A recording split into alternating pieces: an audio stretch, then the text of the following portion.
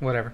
There's no intros. It's just... So I definitely sit... No, I'm just kidding. There's a word. Yeah, that was... Go ahead and guess what it is. Yeah, it was we were using it to test the mics right before we went live. As far as I know, they're working. I don't know why I pulled that so far away from my face. M, that's for sure. So the word of the day actually is Highlander. Whole point of this podcast is to, it's funny is I actually don't think that we should really be using that word because realistically, it was for something that we don't really use anymore. But it's cultural appropriation, though, right? Yeah, exactly. I'm appropriating it for my culture on this cast. The Apple culture or whatever. But yeah, we just got a actually, sorry, I didn't mean to cut you off. I can actually argue that though, because in the movie, the first one, Ramirez is a Scotsman who's pretending to be a Spaniard. He's a Scotsman who's pretending to be an Egyptian who's pretending to be a Spaniard. Yeah. So I mean, fucking all of that appropriation and fucking for the people that are gonna get triggered, it's that goes right out the window if you're gonna watch this movie because. Within like the first 30 minutes, there's a guy pretending to be like 6 different things. So yeah, have fun with that shit. Yeah, it's almost like actors are supposed to pretend to be things. You know, that's very true because clearly, as me being a highly intellectual person, I know that's not the way it's actually supposed to be at all. My favorite actress, Brie Larson, definitely exonifies what it means to be a true actor because the way in which she portrays her roles, she plays herself.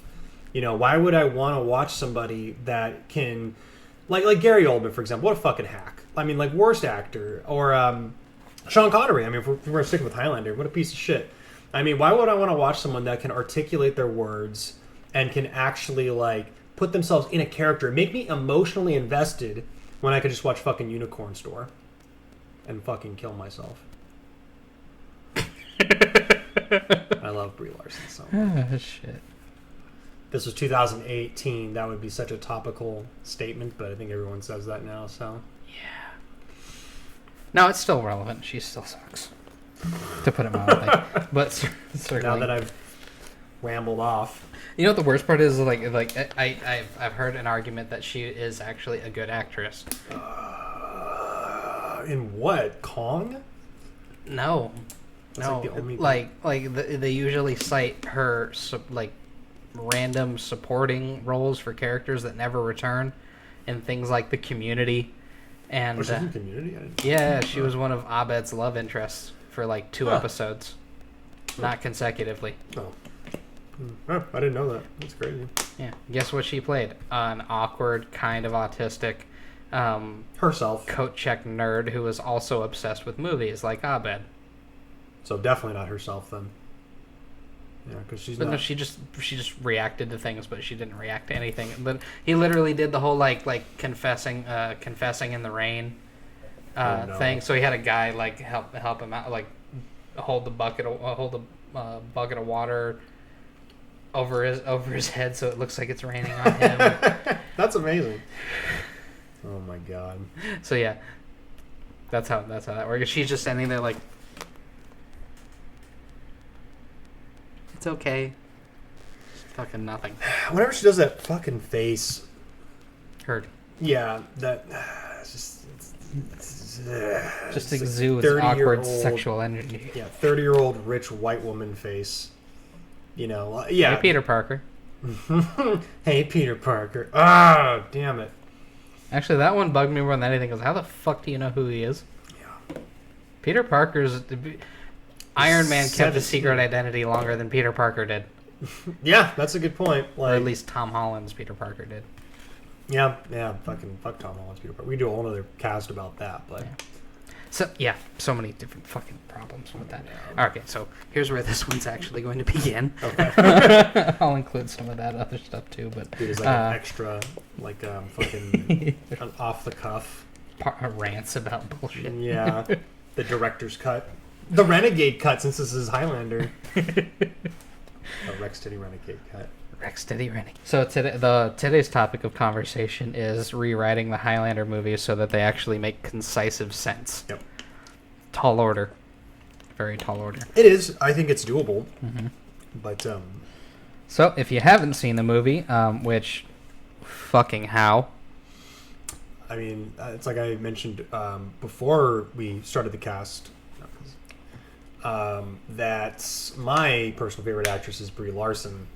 And why would I want to watch a film where there's a man, a white man, mind you, that's playing an Egyptian, that's playing a Spaniard, who's also trying to teach a Scottish man how to be a Highlander? And I'm pretty sure Christopher, what's his last name? Not necessarily trying to teach him to be a Highlander. He's already a fucking Highlander. Christopher Lambert. Lambert, that's it. I always want to call him Lloyd, but that's not it. No. Yeah, no. Christopher Lambert, is who a I'm Highlander. pretty sure is not Scottish. No, I think he's British, actually. I have no idea. He has a very odd accent, which is, if I'm remembering correctly, why he was cast. Yeah, but that's why I haven't watched it, because I don't want to watch... And he was a Highlander in the movie. I'm just fucking an idiot when I said teaching him to be a Highlander, you know. That's why I don't want to watch it, or wouldn't watch it, because I like to watch good movies, like Unicorn Store. See, I'm trying so hard to keep this in the Fucking podcast. Highlander's a good movie. Highlander's great. It's classic. Yeah. That's why I've got the whole fucking collection right here. You got lucky though. You found them all on the one DVD collection. I was but very the second, but whoever did the editing for that and getting it all programmed and stuff, they included Highlander 1, Yep. Highlander 3, the final dimension, Yep. and then Endgame and The Source. Yep. But Highlander 2, nope, not part of that. Nope. That's on a completely separate disc by itself. That should tell you people where it stands on the totem pole of how people enjoy these movies. So just to explain a brief synopsis of the franchise as a whole, and we'll get into like rewriting it and how simple it would be to make it kind of a clear and concise thing, because this is not a new concept. People have done this before. This is just our specific take on it. Yep. That moved the whole table. Whole table fucking comes. It wants its own opinion too. Short synopsis of the first movie. Opening gives you a whole background as to there being immortals in the world. There always have been. Blah blah blah. They, as far as their like little abilities go, they're able to sense other immortals. Doesn't really matter how. It's just part of their thing. They can sense other immortals. They can only be killed when they lose their head. That is not unique to whether or not an immortal does it. So one of them can just be fucking around driving their Porsche and get decapitated by... That's an interesting thought, though. Did they ever actually explain that in the movie? Where... There's a moment in The Source where... No, in Endgame, where a group of immortals attack the Sanctuary, and one of the monks says, take their heads, they might be immortals. And then Jacob pops up from around the corner and goes, yeah, they might. And then starts slashing them up, because he is fucking King Edgelord out of every... You think the Kurgan is King Edgelord in this, but they just keep one-upping it with all the bad guys just being King Edgelord take two. Until we get to my favorite villain in the entire series, General Katana of the planet Zeist. I just spit all over you, I apologize.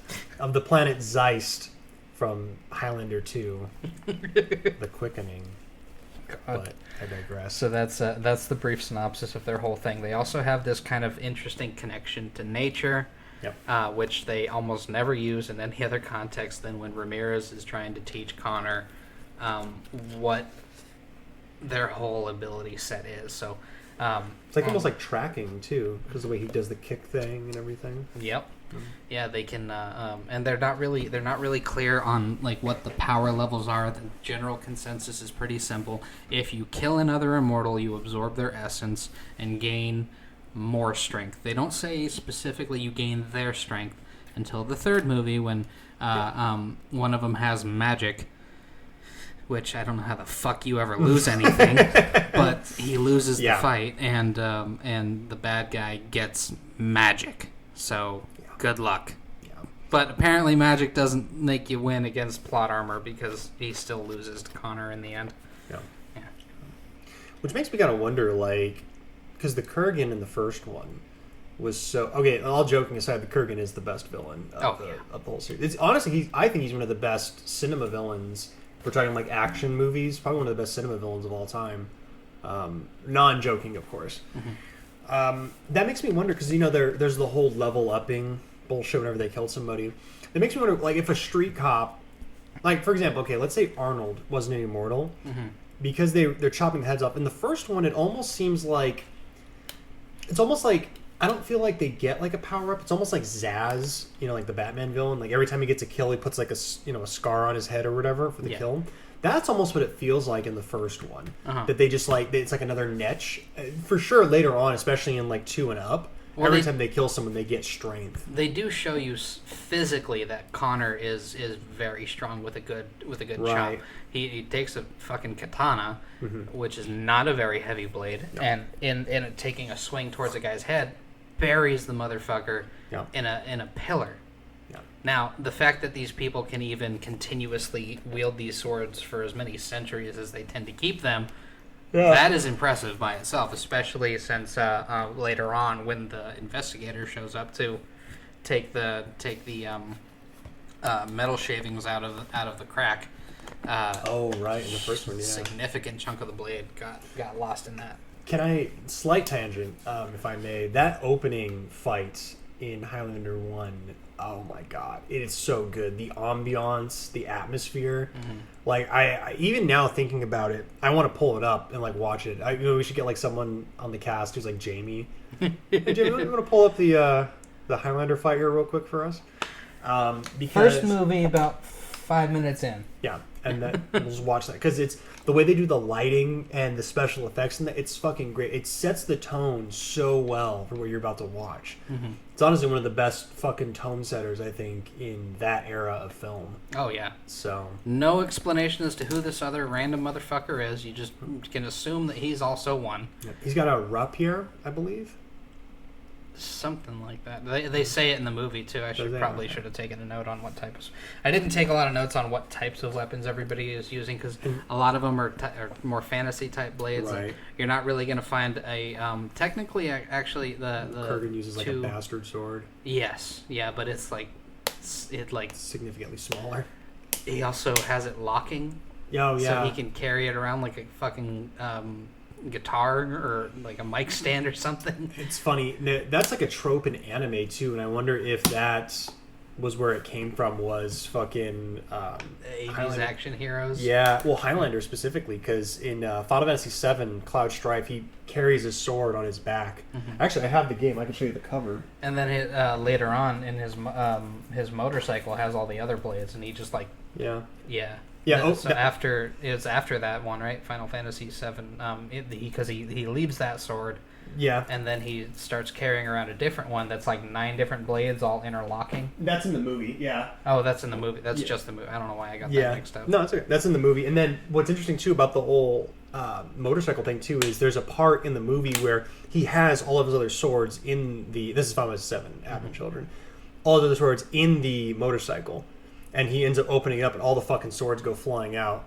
So it's like, you definitely could see that they took a lot of inspiration from Highlander 1. A lot of people, I think it's still pretty well known, but I think it's not as well known as it should be in terms of like how much it really influenced a lot of entertainment post its release. And I can understand too, especially given the situation with these guys. As you get stronger, you run into I don't remember who it was, but somebody did a whole like power versus play kind of thing in terms of because the whole point of a weapon is that it's a force multiplier. So you use your like the Highlander immortals, or not just specifically Connor and Duncan MacLeod Highlanders, but the immortals, once they get to a certain level of strength, they're going to do more damage to their weapon than they would using their weapon to implement damage. Yep. So they run into a bit of a problem where as they get stronger, they need better quality weapons.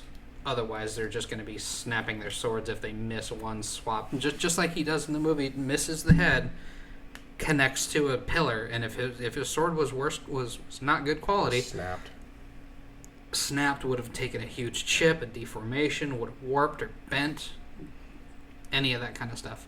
It's one of those things that my fan theory with that is then that the quickening must go inside the weapon as well, because there's no way in fucking hell this motherfucker carried this thing around. I would believe that, especially because when they get a kill, sometimes their sword is part of it, and it takes some of that lightning and that glowing shit. So I mean, this might be jumping a little further ahead into the movie, but even at the ending, where he's floating. I'll keep it kind of vague, but he's like floating in the air, and even the sword is being surrounded by the aura at the end too. So, which they made that look a lot more demonic than it probably should have. Yeah, they made the quickening look like it's a hell power, not a unifying force of nature. I have a funny memory when I was the first time I ever saw the movie. I saw the ending first, right? So I had no idea what the fuck I was watching. I turned it on like HBO or something. This is back when I was like 8 or 9 probably, and I see this thing, and it's like that quickening, he's like, there can only be one.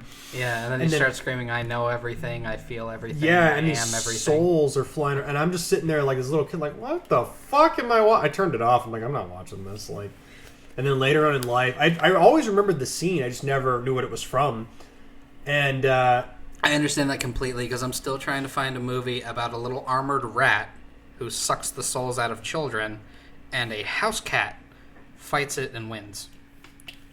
I've only seen the ass end of the movie, and that's the ass end of that movie. There's a tiny. Is it live action? Yes, 100%. Huh. The rat is either a man in a suit or a very small puppet. I don't know. Is it a horror movie? Yes. Okay, I'll have to look that up. I should know that. Like, that's weird. That's an obscure horror movie. And I can still see it like vividly in my head. I even like it's that normal type of house cat that you see. That's like it looks like people call them mouse because they're very reminiscent of the original like species of cat from Egypt. So it's a black cat then? It's black stripes, gray body. Okay, gotcha. I'm going to put that on the back burner, back of my head. If anybody knows what that is, just comment and I'll go look. Somebody has said something like a movie that I've seen previously. But no, it's not that. If you're thinking of a movie about a little tiki demon who's attacking... No, that's definitely not it. Yeah, who's attacking a lady in a museum, different movie. Yeah, that's a good one too, but like that's a way different fucking... Yeah. Specific. Think of the rat from Yu-Gi-Oh. The rat knight from Yu-Gi-Oh. That is what that looks like. He carries like a fucked up looking scimitar. All right. Screw the rules. I have money. Screw the. Fucking Yu-Gi-Oh abridged. It's fucking great. I love that. All right. So circling back to it, the other distinguishing feature for them is that they cannot have children. So their entire life is literally survive, train, try not to get discovered, and fight other immortals, chop off their heads, and try not to get caught by the authorities. Because, shocker, you can't really just go around chopping people's heads off. Tends to raise a few eyebrows. At least one or two. That's what's funny is that it's a good point. Like in the first movie, they show Connor is friends with one of the gentlemen. I forget what the guy's name was, but about halfway through the movie, he meets him. They start drinking, talking about how they used to party back in the day, and it makes me wonder because New York, they were all converging on New York. That's where the final battle was going to take place. It almost makes me wonder if the Kurgan would have been killed by him. What would Connor and him actually fought? I feel like they would have. They would have had to. That's the whole point of their game is that eventually it gets down to the last two. Yep. One of them kills the other one, and then it. they get the prize. Yep, the MacGuffin. Which I'm pretty sure the prize was supposed to be the purest form of the quickening, a full connection to nature and all living things and all that kind of stuff. Which makes sense. They laid the groundwork earlier on to signify that. And then they used ADR at the very end of the movie to add some extra shit in there too about how he can help unite the world because he can help everybody understand each other. Now, because he's the only immortal left, he can have children. He's just like everybody else. That leads to the quickening. Yeah. We'll get there eventually, though. So he takes forever to grow old. And if I remember right, the only reason he starts growing old is because the shield that they put up to protect the world from solar radiation somehow made him mortal again. Sort of. I can get into it more when we get to Highlander 2. Yeah. But he's technically mortal because of the quickening from the first movie. But the shield... So the whole movie is basically a play against capitalism. Yeah. And the whole idea of what the guy was trying to do with Starship Troopers. Yeah. Before he accidentally made a libertarian utopia. Yeah. Like, the idea of him creating the shield was to save humanity because ozone layer was fucked up and blah, blah, blah. Well... And because he had the quickening, he was the... super smart. Super smartest person who ever smarted it. Yep. And then, flash forward 60, 70 years, he's an old as fuck now and he's about to die. And the ozone layer now it's been restored, but the corporations and the government keep lying to people saying that it's not. And he has to basically get the shield down and everything. But the reason he becomes, and he's normal until some magical alien motherfuckers who are also Highlanders, they're not Highlanders, but they're Zeistians, literally. They decide to come down because General Katana's fucking mad. Sounds like a Jewish slur. Yeah. Zeistian. Well, the guy's name is General Katana. He's from an alien planet. His name is fucking Katana from an alien planet. This is the non-renegade cut version, by the way. I've seen both. And he comes down and he wants to kill Connor, which his name was Connor McLeod on this Zeistian planet too. And Ramirez was also on this alien planet because they're all aliens. Also named Ramirez. Yep. So he was Egyptian. He was a Zeistian pretending to be an Egyptian, pretending to be a Spaniard, talking to a good friend that he made from a war that they apparently don't remember fighting. Yep. And then, and he just wants to kill him because fuck Connor. And literally, had he just left him on Earth for another year, probably would have died of old age. Yep. He just couldn't fucking wait. 1 fucking year. Couldn't do it. Okay. I apologize. That was a tangent. It was just... Well, the whole premise of the second movie doesn't make any fucking sense. It doesn't, but that's what I'm looking forward to talking to about a lot, because I have a lot to say about it. Fair enough. All right, so this is moving on to that too. They have a set of rules, pretty simple. First rule: there can be only one. There can be only one. That is a reoccurring theme in the entirety of the franchise. Even though, assholes keep popping up from underground, they just happen to be chilling underground, and they just didn't count. Or they just ignore the entirety of the first and second movie, and there's just a bunch of them who are still alive. Just hanging out. They just decided not to go to New York for fuck off, and then... Or they're all still gathering. Yeah, they're just... They're going to show up eventually, and then... they had to tie in the TV show, and then, Adrian also exists, and... even though that wasn't canon from the show, technically, at first, but, See, I don't even remember who Adrian is. Isn't that his name, Adrian? The other Highlander? Oh, Duncan. Duncan. I don't know who the fuck I'm thinking of then. Well, people tend to forget that the technically Adrian. Connor's name in the first movie is Russell Nash. Yeah. And that's what everybody calls him because that's his name at the time, because that's the identity that he was using for the last 30 years. Yep. Honestly, I gotta give him props. That's a smart way to hide yourself as an immortal. Just keep taking the identity of a dead baby. Mm-hmm. Which is, sad, but then make them the inheritor of your estate. Yeah. And then fake your own death. Yeah. So that you can come back and inherit your own shit. Yeah, like that. Smart. It's very smart. Ah, man. Moving it. Next rule: always keep your head. Haha. And fourth and final rule: they do not fight on holy ground, which is weird to me because it seems like that's just a thing that they all collectively agreed to do, but there's no actual consequence for it because they do it multiple times in later movies. Technically, there really wasn't any reason for this rule other than for Connor and the Kurgan to have a conversation. Yeah. And for Connor to get the added motivation of wanting to kill the Kurgan because he raped Hardar, because he did a thing to Connor's wife. Trigger warning for all you easily offended. I have to chop that or bleep it or something. Anyway. I'd be alright. I say shit like that all the time on my channel. I haven't been taken down yet, but, That's true. I also talk about porn stars, so I just don't think they know my channel exists. Well, granted, we're both nobodies. I have 10 subscribers. You have 150. Yeah. So everyone else fucked them. But it's funny, bringing up the holy ground thing, I actually have one nice thing I could say about Highlander 2.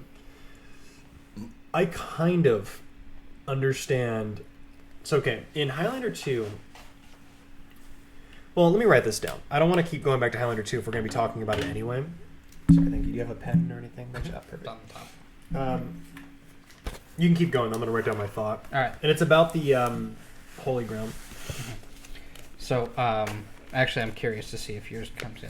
So, essentially, my whole thing for rewriting this so that the whole thing makes sense, you basically do nothing with the first movie. You leave it as is. So, nothing needs to change. Nothing needs to be edited. You can leave it the way it is, and actually, you can use the information in there. Yep. To inform what's going to happen in what I would do for the second movie.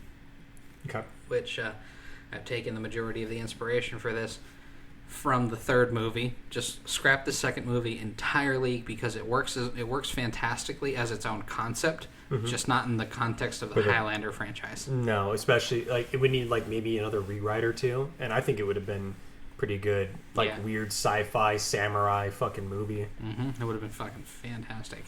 If you wanted to use the same people and kind of have people think like it's Highlander in an alternative universe, that would have been cool. Yeah, I would have dug it. Yeah, but they could have done something with it. So that's page 1 down. Okay, perfect.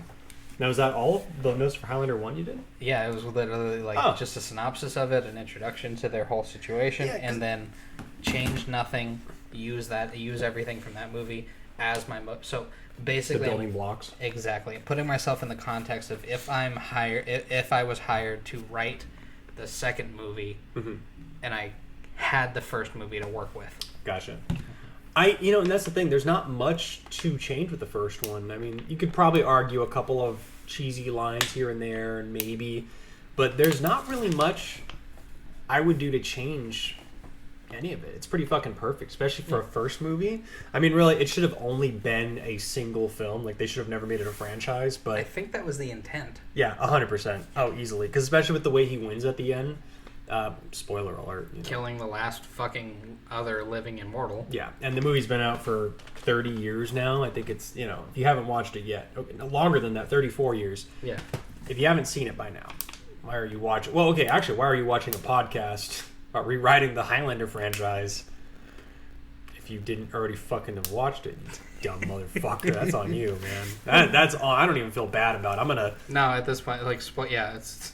Spoiler alert, I guess. Russian Badger, one of his videos, somebody was doing he's pissed off, and he was just like, by the way, in Halo 3, this guy dies. And just like, so that's how. It's like, so wait a minute, when you're pissed off, you just ruin the experience of a game that's been out for 18 fucking years. Yes. Yes, I do. So, I guess we're jumping into Highlander 2 then, huh? Yeah, go for it. You can take the reins from here because my notes for Highlander 2 is scrap it, make it its own movie. So, go for it.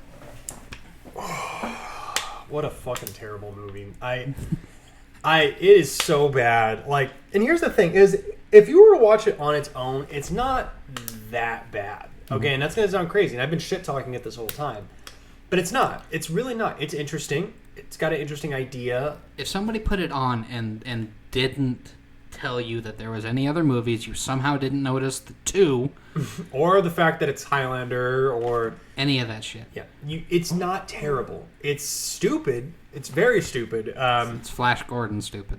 Yeah, although I think Flash Gordon has better effects, but that's fair. That is a fair assessment. And Highlander 2's effects aren't terrible. They definitely put money into it. It's somewhere in between Flash Gordon and Masters of the Universe. Yeah. With Dolph Lundgren. Yeah. Yeah. That's He-Man Masters of the Universe. Yeah, right? That's definitely a pretty good comparison. Mm-hmm. Now, the original Highlander 2, I mean, I already kind of gave the basic plot as to what it was about earlier, so I'll skip that part. Highlander 2, though, the big change between this and the Renegade cut, because there's two different versions of the movie. The original version... Both are shit. yeah, they both are. The original version, they're aliens. So Connor McLeod and Ramirez are fucking aliens. They're not fucking the aliens. They are fucking aliens.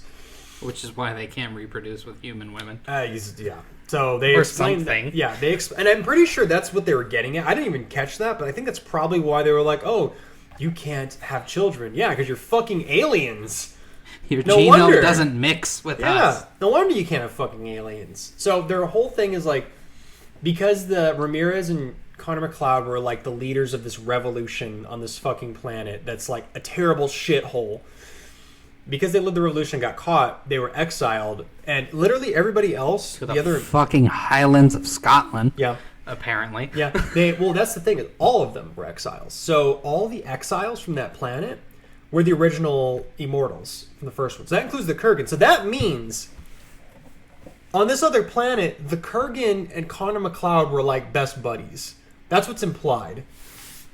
But then they so come stupid. to Earth, I guess, forget their entire previous life. Because that's their whole, because they're being punished. And if you win the prize, and they tell you what the prize is. The prize is, if you win, you get to go back home. They tell you that, and I'm like, why did you tell us what the prize was? You fucking dipshits. You fucking idiots. Now, and that's the original. The original cut's pretty unsalvageable. Like, it's really bad. It's stupid. Again, you could, if it had another rewrite, it was different from Highlander, okay, maybe the original alien bullshit could have worked. I would still desperately want to try to keep the gliders in there somehow. Oh, yeah. Which I'm pretty sure that's the why they crazy did fucks. it the way they did. Oh, yeah, of course. Those fucking nut Now- jobs. I think they were. They were I probably think one of them was the fucking giggling guy from like every '80s movie that had I'm a pretty villain. sure, yeah. I think he was in Escape from New York. I'm not 100% certain on that. That I don't know, but possibly. No, here's what's crazy. Billy Idol looking motherfucker. Yeah. So, here's one of the problems with Highlander 2. Guess how long it was from the time Highlander 1 to 2 came out? What would you guess? 5 years? 5 years? That'd be reasonable, right? I mean, that's a long time, though. Was it 10? Yeah. It was 10 goddamn years. And that was the best story they could come up with. In 10 years, that's what you fucking went I'm with. not even remotely surprised by that, because look at how long it took them to make another Independence Day and the shit pile that they came out with that Yeah, instead. that was a really bad movie, too. Fucking bullshit. It wasn't even fun to watch. So, No, it wasn't even kind of modern. I don't know what the fuck is going on with some of the modern actors and actresses, and I will continue to call them that. yeah, you're a better man than I am. Well, again, they Not- don't. Well, hold a no, I candle don't mean to in Brie this. Larson. I mean that as an insult because they refer to themselves collectively as actors. No gendered nature about it. Just you were in movies. You were an actor. So I'm glad Brie Larson's winning. That's the one thing I can look at more so than anything, because I mean, really, she knows way more than the general society. Like, I feel like if we needed a role model to look up to that actually has her fucking pulse or her hand on the pulse, it's Brie Larson. I mean, really, if you look at the idea of Highlander, I mean, we're looking at Highlander in general, right? They talk about there should be only one, fucking Brie Larson. yeah, just cast her as everything. Not even just in movies. I mean, in everything. Everybody should be Brie Larson. Yes. Like, Brie Larson is the Crocs. Walk around vaguely autistic and shit. Yeah. She's the Crocs of the world. I mean, think about And it, really. if you're not familiar with Nick, he is not mispronouncing Crocs. I'm not. He literally means Crocs, like Yeah. the shoe. It's the greatest fucking thing ever created. And here's the reason why Brie Larson is also one of the greatest things ever fucking created. I'm gonna hit you with some fucking knowledge here. We gotta get off this train eventually. It'll never happen. I'm in love with this woman so much that if I was to rename, I would go back in the past. An anti-Amy Audrey Plaza. Me?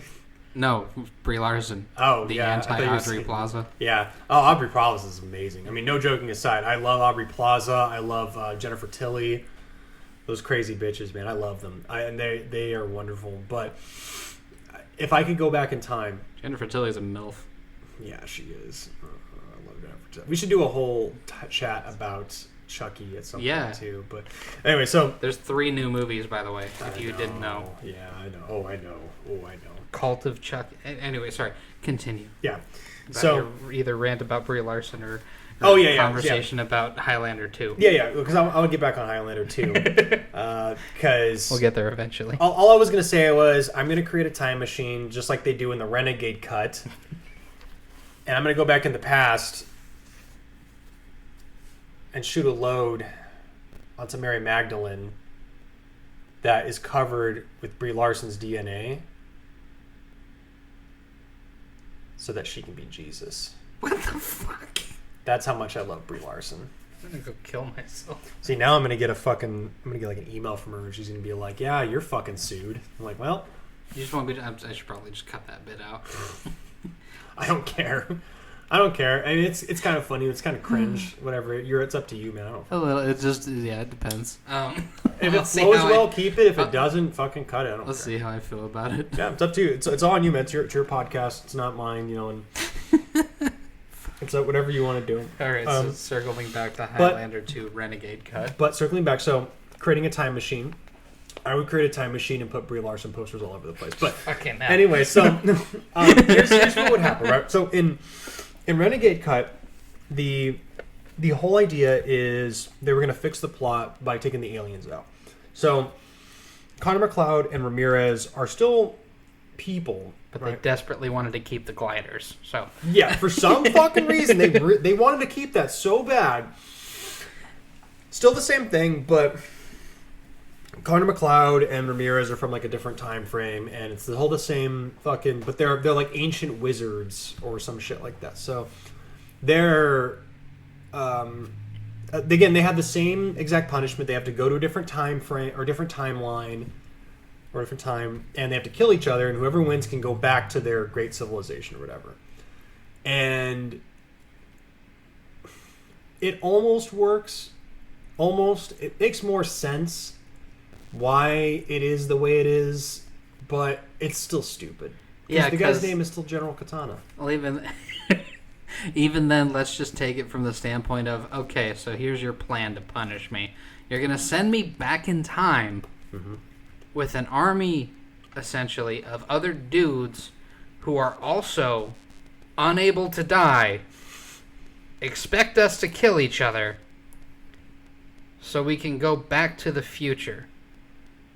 Why couldn't we just live with the sole purpose and intention of just kind of coming up into the future, wait for the moment where you send us back in time and collectively slaughter your asses because you have made us immortal? Let me double check and verify that real quick. I'm pretty sure they go back in time. It's definitely one of the two. It might be a separate dimension thing. Yeah, which would explain the title of the third movie. Well, that I think they just cut part 2 out completely. They're like, yeah, we're just gonna pretend that never fucking happened. That's the I don't know whose idea that was, but fire them, please. Fucking kill them for the love of God. What was I? Highlander 2.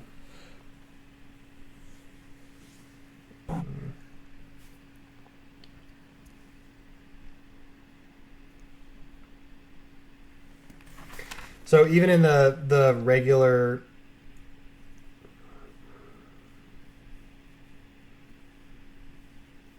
even in the wiki version, it says 1991 it came out. Interesting. So okay, maybe the Renegade version came out in 96 then. So okay. I'll act under the assumption that they sent them to the past. But even if they sent them to the future, why would I want to go back? Yeah. Like, what am I going back to? Yeah, that hellhole? You're all dead anyway. Fuck that shit. I'm not going back there. I'm going to stay here where people fucking love me. And I was immortal and fucked and killed a lot of people for centuries. Why the fuck would I want to go back to your timeline? Fuck that shit. Well, let me go give him more water. But okay, I'll pause it. So yeah, other than that, essentially the consensus here is that Highlander 2 as a concept by itself, either way, could probably make a pretty fucking solid 90s movie. Yep. But not as part of the Highlander franchise. No, scrap it. Scrap it. Everything. Now, brief synopsis of what happens in Highlander 3. You're introduced to Connor and Monk, who is... I always forget his name. God damn it. He did the voice of Iroh. That was like his last role before he died. I always forget his name. It's I have the Conan DVD. But yeah, he's like the Asian guy of like the 80s and 90s. He was Fantastic in Conan. Dude. He was I think it was his name, Mordecai or something like that from Conan. And he was also the like this the sensei who trained the little blonde dude in Sidekick. If I remember the name of the movie. Fucking love that movie.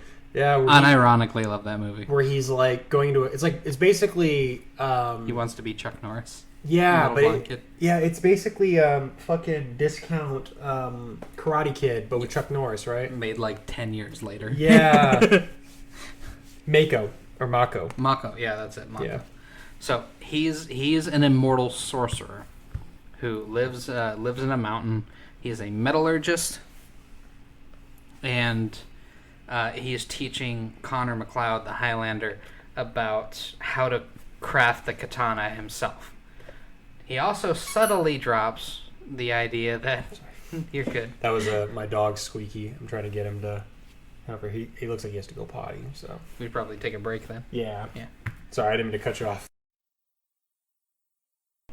So yeah, as I was saying, he also subtly drops the idea that he is the father of the woman that Ramirez was talking about as being the only woman he loved in his past life.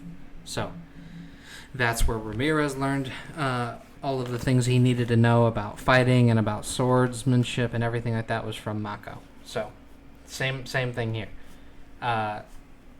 Happens immediately after that is the villain who, if at first I wanted to call him Kane, but I'm pretty sure his name is Kane. I wanted to call him Khan for some reason. Then I corrected myself so hard I got it wrong.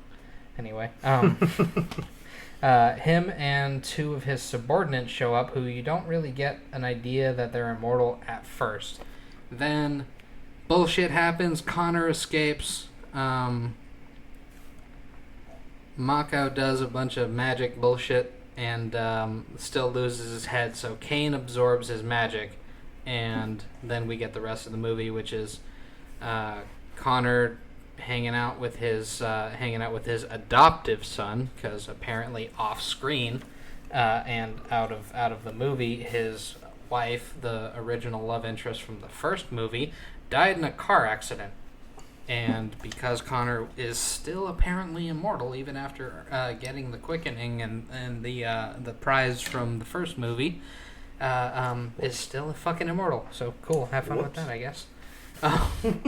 So after that, he leaves his son there with his friend, and most of the movie is spent from the perspective of this blonde lady who is the reincarnation of one of his loves from centuries before, because why not? Let's throw shit to the wall and see what sticks at this point. Kane is reborn on guess whose archaeological dig? The blonde girl. And the same kind of bullshit happens in the movie. Kane works his way over to the United States. Connor has his love fling with the blonde girl, which is weird because he should still be recovering from the loss of his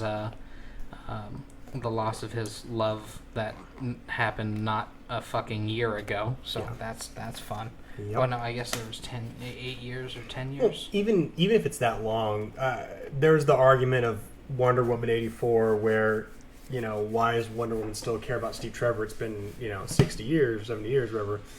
Well, that time means nothing to her. Yeah, they're immortals. Yeah. They've been alive for centuries. So time is different for an average person because we understand that we're going to die eventually. Immortals, or someone that lives, centuries, if not, thousands of years, the time's going to affect them way differently. If you meet somebody that affects you so much on such an emotional level, it's going to take a little bit more than like a year or two to get over it. Yeah. So... especially if the only consistent relationship you have are with other people who are eventually either going to try to kill you or are probably going to be killed by you. Yeah. One of the two. So, rest of the movie happens. Blah blah blah. Not a lot of note here. One of Kane's subordinates tries to kill Connor. He kills them. Romantic subplot happens. Investigators trying to implement him for all of the murders. That goes literally nowhere. He has his final fight with Kane. Gets the source, or not the source. Gets the prize back because now Kane's dead. And end of movie with them driving in the Highlands again with him, the new love interest, and his adoptive son. Here's what it's kind of funny. The plot is almost similar to The Quickening. Yeah. It's very, you've got one asshole and two subordinates, just like General Katana and his one asshole and his two subordinates that be killed. You have a mystical, magical old man that shows back up randomly that was very important to Connor's past, whether directly or indirectly, to help him, and ends up dying in order to help stop the bad guy. Now, granted, in Highlander 2's case is they are trapped in a giant fucking wind tunnel, right? And in order to, and here's the thing is they're in a giant wind tunnel and the fan that's above them is slowly descending on them, basically going to chop their heads off. Mm-hmm. And they're going to die. Why not? Yeah, because we haven't gotten to Highlander 4, I think, yet, where you have to be killed by an immortal to die, like with their head cut off thing. So basically, if you get your head cut off, you're dead. If anyone did it or not, it's irrelevant. They also don't take a lot of consideration into the idea that it has to be a personal one-on-one fight. Yeah. Because they don't even establish that as a rule until the fourth movie, when it's weird that Duncan is being attacked by 4 or 5 immortals at one time. Yep. Which is funny. Which makes it's a team sport now? All sarcastic. Which is actually one of the better lines, I would say, in that movie. I think Duncan's a better immortal. The actor who play, I think I like Christopher Lambert. But he doesn't. He's more of a Bruce Willis type guy. I gotcha. So he's not going to be very personable. He's not going to be very funny, quippy, and that kind. He's not a dashing rogue kind of charming. He's a diligent everyman, or a stern and consistent protagonist. Not a. The guy that they got to play Duncan MacLeod is hilarious, and stoic, and charming, and all of that. I'm going to still personally lean more towards on Christopher Lambert, just because I'm more nostalgically driven. Mm-hmm. The only thing I've ever seen Duncan in was Endgame and The Source, and not a good representation. Not really great, but because in The Source he's just emotionally dead. Yeah, he's not even. I mean, it's funny. He's technically the main character, quote unquote, but I feel like when I think about it, I barely remember him being in it. Yeah, it's so weird. But anyway, so there was a point I was going to make with the Highlander 2 thing. Oh yeah, so it makes me wonder, if the fan would have killed them, would the fan would the person who turned it on get the power from them? Or does the fan, because Ramirez and Connor MacLeod are so powerful, does the fan become sentient? And it goes back to fucking Zeiss to chop everyone's fucking head off, like the super fan thing. It'd be like Deathbed, the bed that eats people. Or that other horror movie, The Couch. Rubber. The Car. No, have you seen the Couch? Yeah. Yeah, where it's like... Wait, maybe. It's a newer movie. Oh, God. Yeah, it's pretty great. They're still doing these? Yeah, there's... What's next? Sentient evil toaster? Surprised that hasn't been done yet, to be completely honest with you. I'll have to show you the trailer. Just remind me afterwards. I'll show you the trailer for The Couch. It's great. Have you seen Jack? Jack Frost? Yeah. With the snowman? The serial killer? Oh, yeah, I've seen That's great. Fucks the... Literally fuck somebody with an icicle. Yeah, it's hot. It's hot. Fucking, if you like murder porn, it's hot. No pun intended, of course. But, but so, here's my thing with Highlander 2 and 3. Well, okay, you're gonna Because I was gonna say how I feel like they could gonna fix this. do the whole synopsis of them. Oh yeah. Yeah. So that's pretty much it for Highlander 3. It's that he kills Kane, apparently gets magic, but never uses it, because in the fourth movie, Connor is essentially out the door. He's old. He's tired. He's sick of this. Christopher Lambert's starting to get a little older, so he can't continuously play a fucking Immortals, because it's starting to become apparent that it's been 10 to 15 years since the original movie came out, and he's not in his 30s anymore. Yeah. So, coming kind of a problem. They introduce Duncan. Duncan's going to take over from here. They introduce... they revisit Rachel, who is the war orphan that he adopted and raised in the first movie, and turns out there's a guy who hates Connor McLeod, and was there. They were born around the same time, immortality wise, and literally in time and history and stuff. They might be like 5 to 10 years difference age wise, and he essentially hates Connor because when Connor was first reborn as an immortal, his townsfolk hated him, and they decided they were going to burn his mother as a witch. And like any rational person who can't die would do, he heads into town to try to save his mother from being burned at the stake for being a witch and having a child that had consort with the devil or something like that.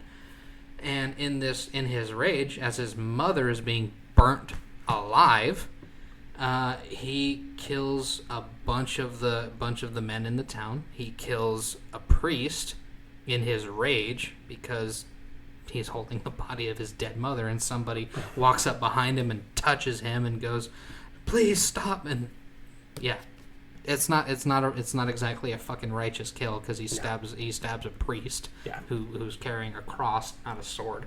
And then Jacob, in his rage, goes to try to kill Connor. He stabs Jacob. Turns out Jacob's also a fucking immortal, and just like every other immortal in this franchise, apparently always knew where Connor was, stayed just far enough away from him that they would never feel each other's presence. Which is the biggest problem with a lot of these sequels. Especially in this one, because the introduction to Jacob, just his feet really, because he has the crosses inlaid into the soles of his shoes, which is actually kind of cool. Yeah. In like the most edgelord kind of way. And Jacob has been maliciously killing other immortals this entire time. They actually introduced the Watchers organization, who just keeps tally of it. Yeah. I know they were originally from the TV show, if I remember correctly, because originally the TV show it's like its own thing completely. Like the idea of Highlander, the original one, they basically just took the idea of the first Highlander movie and just expanded on it without Christopher Lambert being there or anything like that. It made it like its own thing. Which, I mean, really, that's what they should have done and just kept it that way. I feel like by trying to cross over these two, they kind of... a lot of plot holes there. Yeah. And it also doesn't help that it's changing writers, does it change studio? I'm pretty sure it changes studios a couple of times. But either way, not the point. Moving on. That movie, pretty simple end there. Connor's fucking done with everything, so he has a fight with Duncan. Duncan takes Connor's head. Duncan feels pretty fucked up about it, but he also is got a direction to channel his anger towards Jacob. Now, as we've established previously, immortals gain more power as they kill. So, Jacob has killed 662 immortals that were confirmed by the start of this fucking movie. I wonder if he's going to make it to 666. Actually, I think he makes it to 68. Oh, does he? Yeah. Because he kills 5 of his own men. Okay, I remember that. And then they fake out that he didn't actually kill the girl, the only female immortal they've established since then. And, which doesn't make sense. Yeah. Like, I don't know why he wouldn't have fucking done it. Like, it's like, just chop her fucking head off, dude. Because he really liked her. She was very pretty. The Kurgan also thought Connor McLeod's wife was pretty. Yeah. Well, okay, technically he didn't kill her, though, so I mean, I guess... Also, she wasn't immortal. So, that was kind of a big plot point. Yeah, but, I mean, the Kurgans raped and pillaged so much, like... Yeah. You would think. Yeah, anyway.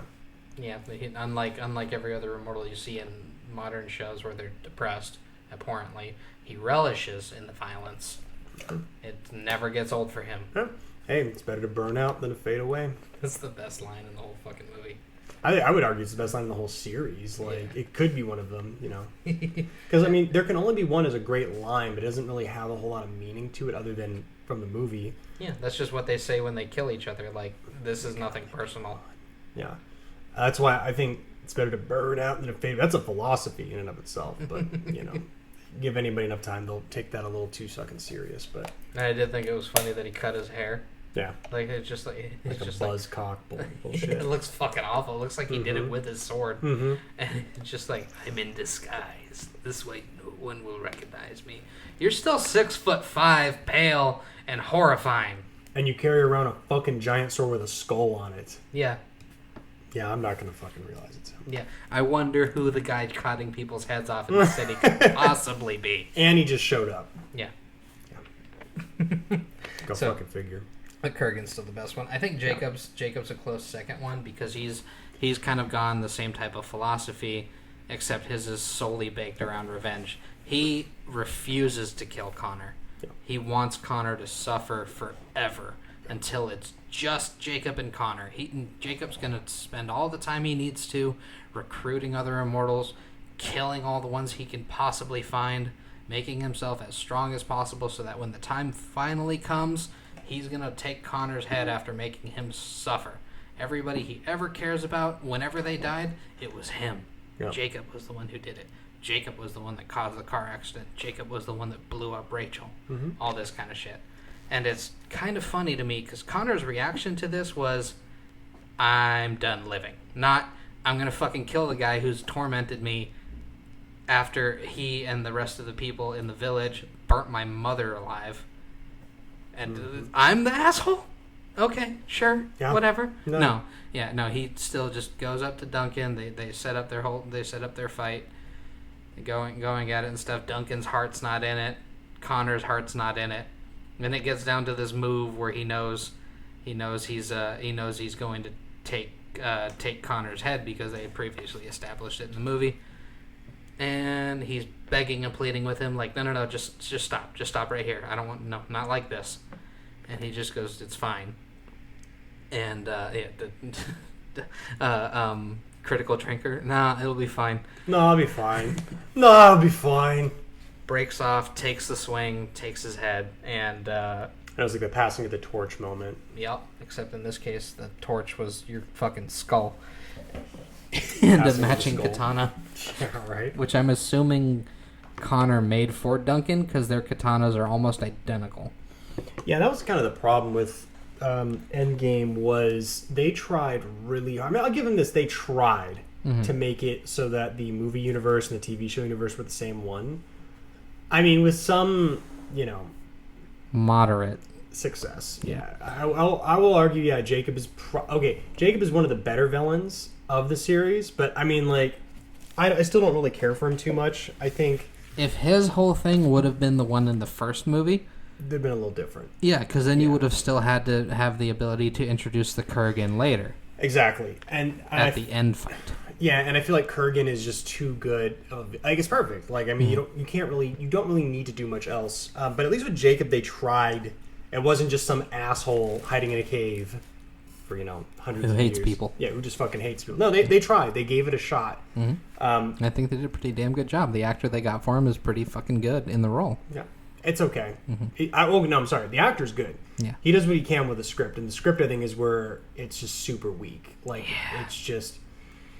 Again, if they would have tried not to cross over both of them, and it's honestly, it's kind of a similar thing with Highlander 2, but different. You could have still kept this as a Highlander movie, but just make it about the TV show. Yeah. Take out Connor McLeod, and granted, that was the bigger selling point, I guess. But if you already know about Highlander, you're probably already watching the TV show anyway. You're essentially retconning the first two movies. Yeah, and they didn't... Which the first three movies, because Yeah. the second one's not canon technically. Yeah. No, which they didn't need to do that. I feel like if they would have just done that, kept Duncan as the main character, don't even bring Christopher Lambert in, the movie would have been better off. Yeah, it would have been totally fine. Even if it would have been an introduction, it would have just been like, well, this is a retelling of the story. The first movie you can just assume happened. It happens in a different timeline where there's another immortal who this is the guy who's going to be picking up the franchise from this point forward. That's easy, simple. Would have worked out just fine. Now let's get into Endgame. Maybe give Endgame a couple more rewrites. Like another rewrite or two. And I think it would have been fine. Yeah. Oh, we're already on Endgame. Yeah. You mean the source now? Yeah, the source. Because I didn't actually take any notes on the source. Because my fix for this, the source never happens. So, in the source, long story short, it's the final call for this thing. There is a power that's better than the prize, and technically, the immortals don't actually have to kill other immortals to reach this. They just have to defeat the guardian of the source, who is not guarding the source. No. He's actively hunting the 5-ish immortals who are probably going to be the ones going to the source. So we're already off to a great start. Yeah. By the way, the world is in post World War III nuclear apocalypse and shit. Some places are hyper technologically advanced. The immortals have pooled their wealth to be able to connect to each other via satellite uplinks and shit. They've all got cool future glasses. There's a pirate, I think. Wesker from Resident Evil shows up. With this one, they just fucking. I gotta interject. They didn't give a shit. No. Okay, and if they did, this was somebody who wrote a fan fiction and was like, oh my god, wouldn't it be fucking cool if Duncan was in Fallout and we just fucking have him go around fighting this Irish fuck that runs around and taunts him the whole time. And katanas are gay too anyway, aren't they? Yeah, because it's just a one big long thing. Wouldn't two small pointy things be better than one big long thing? Yeah. So he's gonna break his katana. Yeah, which it's not actually a katana. It's not actually a wakizashi. It's some weird subgenre of both of those where it's a short blade like a wakizashi, but it has a long handle. Yeah. So, okay. But we're gonna break that, and he's gonna have daggers now because some guy he's known for a grand total of 8 years. Who apparently has a great relationship with, gets killed. And he's like, I'm fucking going to use daggers now because, He was in an Endgame, too. He was the one that told him how dangerous Jacob Kell was. Yeah. And he's going to use daggers now because, He has to. Yeah, he has to. I don't even really know where the fuck he got them from. I'm just so stuck on that. I feel like I zoned out partway through that movie. I love everybody's performance in the movie, especially the fucking the Guardian and the other cursed immortal. Oh, the Guardian is just hamming the fuck up out of all of it, and he's the best part of the whole movie. If I remember right, the guy that played him was a UFC fighter. Yeah, and he just was like, "Fuck, I'm just gonna have fun with this," because it's one of the rare occurrences where a UFC fighter or a wrestler got a role in a movie and it ended up going very well. He just fucking... He pulled a Batista before it was Batista, in my opinion. Yeah, the only thing I think the biggest problem with, and this will kind of go over all of them, is the biggest problem with a lot of these Highlander things is that it's Highlander. I feel like if all of these movies were just something completely different, I really don't think there'd be that much to complain about. Exactly. A couple of rewrites here and there. You could make all maybe of the these... writing and the effects. That would be the biggest the complaint. Yeah. Because it's weird that a movie that came out almost 15 years after... I don't know, when did The Source come out? 99? No, way after. 2005? 2007. 2007. Movie that was made in 2007 has worse CG graphics and CG effects than a movie that was made in the 80s. Yeah. Because Highlander came out in 86, so literally 21 years later, The Source came out. And it has worse graphics. Yeah. You know what's crazy, though, is technically Endgame came out 20 years ago. Fuck. Yeah. But, I don't like that. Yeah. Anyway. Oh, boy. So that's the whole thing here, and the overall arcing prize, and the whole thing is a trick. And thankfully they went and saw the cursed immortal, because otherwise they wouldn't know that the Guardian was a riddle that can't be solved, a problem that can't, or a challenge that can't be defeated. So Duncan got the idea that I'm hitting my head on the mic. Right. Duncan got the idea, and it has not been subtly hinted at this entire time. Duncan does not like killing. He does not appreciate it. He is not a fan of it. The entirety of this game is that the only reason he ever fights is because he wants to live. Which makes sense. Like, Connor didn't want to fucking do that either, but okay. None of them did. Yeah. Who wants to fucking... I mean, that's why they have the song in Highlander 1. You know, that's why they didn't put Queen's Who Wants to Live Forever. They didn't have that in there. Do you remember the fucking Guardian sings a line from it? I forgot about that. Yeah. When he's fucking up the pirate guy. Oh my god, that's right. Oh, this movie sucks so bad. Oh god. That was actually my favorite part, though. Well, that part's great. Yeah, it's amazing. He's in there. And I love his little contrarian attitude to it. And then when he kills the first immortal, there can only be me. That was a pretty. Yeah, that was. That okay. You know, his performance was the best thing. It was. No, I've been giving the series a bit of a hard time, but I do appreciate... It deserves it. It definitely does, but I do want to stress that I do like a lot of these. Like, I even like The Quickening. It sucks. Yeah. But I can appreciate it for what it is, you know, and even The Source, like, stuff like that, it's fucking great. I love pretty much anything with Christopher Lambert and Sean Connery in it, so... Yeah, I'm in the same boat. Yeah, pretty much there. But... But it's a hard thing for people to separate too. It's like yeah. I like. Well, the ending of The Source, I just feel like is just so dumb that it transcends. It's the same ending as the first movie. Yeah, it's like Except instead of him getting the quickening, and the prize from the quickening, he gets the source, and just his girlfriend is immediately impregnated. Yeah, he can just have a kid. Yeah, it's like. They're floating outside of time and space, naked, and she's talking about how she can feel life. It's like, great. We didn't need to go through this. You could have just... Yeah. It's like... Imagine being like one of those comedy characters off to the side. Like, this took a weird fucking turn. I thought this was a show about chopping people's heads off and not dying. I remember the beginning of the movie. This is one of the things that always stuck out to me was they were just like... They go through the rules... But then the last one, they made sure to, like, really hammer home. It's like, they cannot bear children. Like, they hammered that home hard in The Source. And I'm just like... Okay, I think I know where this movie's going. It's like, well, all right. Which, again, I feel like The Source was somebody that heard about Highlander. Like, they heard about it, what it was about.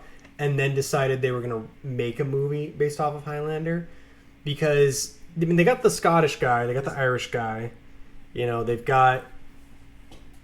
Sort of angry militant Christian. Yeah, like they've kind of got the idea, but then like and a guy who's vaguely Roman. Yeah, and then they just made a movie they wanted to make instead. Yeah. It's kind of like Birds of Prey almost. Like, okay, I haven't seen all of Birds of Prey, but from what I understand, I don't know why that reminds me. Second favorite line from the movie. You know, I met Jesus. Okay, that's a good line. Yeah. That's a good fucking line. That's the thing. With these other sequels, there's a lot of good lines. Mm-hmm. It's just... That's all they are. Yeah. Yeah, it's sad. Good performance. Yeah. Solid delivery on shitty dialogue. Yeah, I'll agree.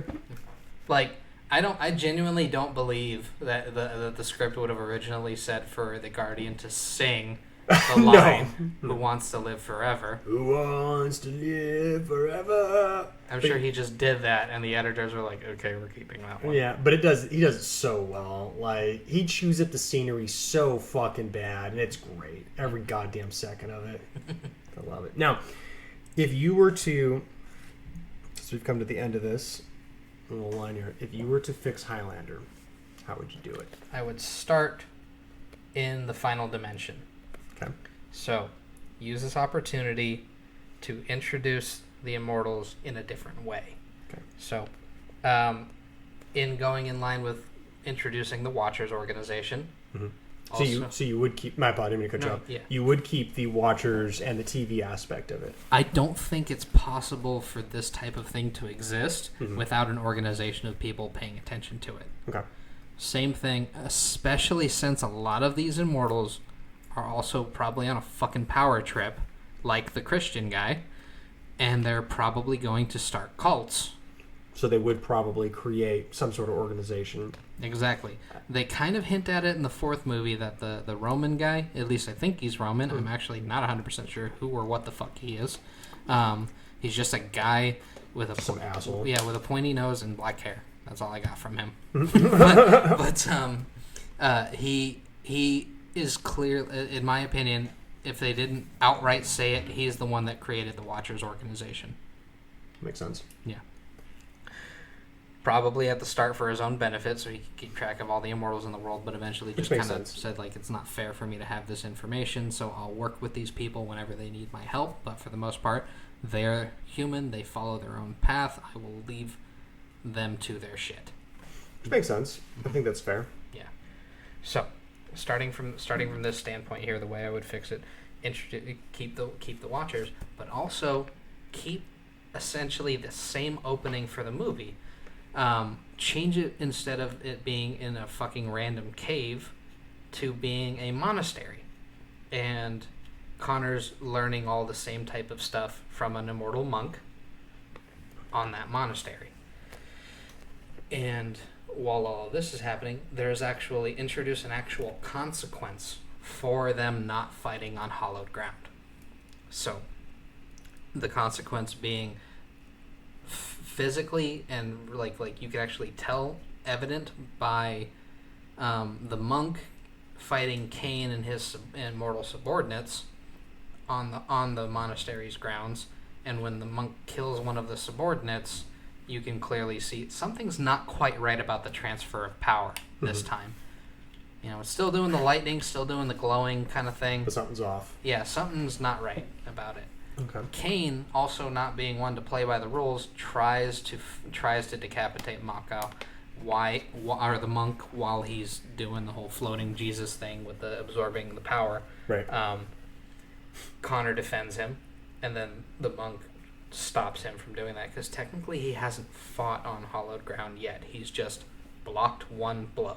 Okay. So there's a bit of a line here, like, okay, you cannot actively fight, but you can defend yourself. Like, so fighting on hallowed ground, bit of a thing here. The intent is the part that's important.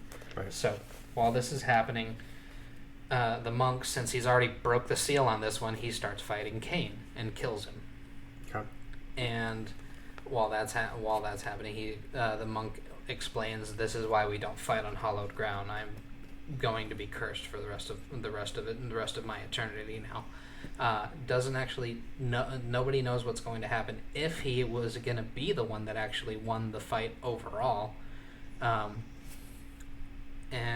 doesn't matter, because the other subordinate kills the monk while his back is turned.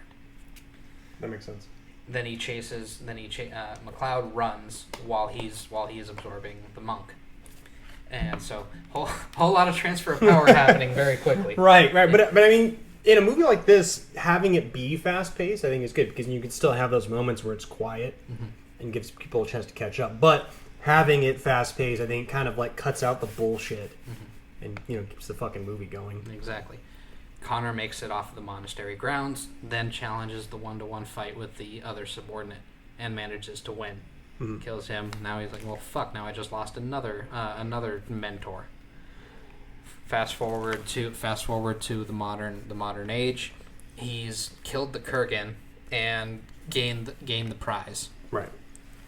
Now, here's where his motivation is going to become important. He's still living in the Highlands of Scotland, but he's there with Sarah from the first movie, if I'm remembering right. Her name was Sarah. I'm pretty sure it was Sarah. Yeah. They have their firstborn son, because that's the whole fucking point of the prize, is that he can now have children. He's eventually going to grow old and die. Yep. The cult gets introduced. They worship Cain. So they find out about this interesting little relic that nobody's quite sure where it comes from, but it's got some type of spell in it.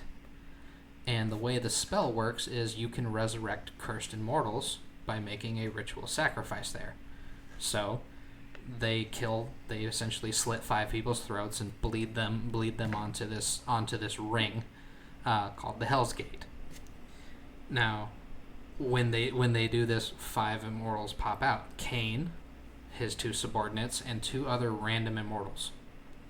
The only purpose these two immortals serve is for Kane to have his whole introductory thing, and then have his subordinates take those two, kneel them back down. These poor motherfuckers just got resurrected, so they can lose their heads again, and have their essence go into Kane. Yeah. So he's starting off pretty fresh. Here's the part where they fuck up.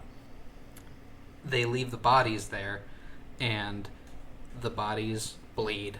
Eventually, the blood touches the rings. And guess who gets resurrected? The monk and Ramirez. See, that's what they should have brought Ramirez back. Yeah. If they're gonna bring him back, Highlander 2. Oof. No, that was not the way to fucking do Yeah. it. Because I love... And he just shows up in fucking Scotland. Yep. On a play. Other than that, I love every other aspect of it. Keep pretty much everything from the second movie of him making the journey to New York. Yeah, that actually makes sense. Yeah. Learning the language again. Getting used to the customs and the change and all that kind of stuff. Making the whole joke about not eating anything he can't identify because he's never seen a fucking dumpling before, apparently.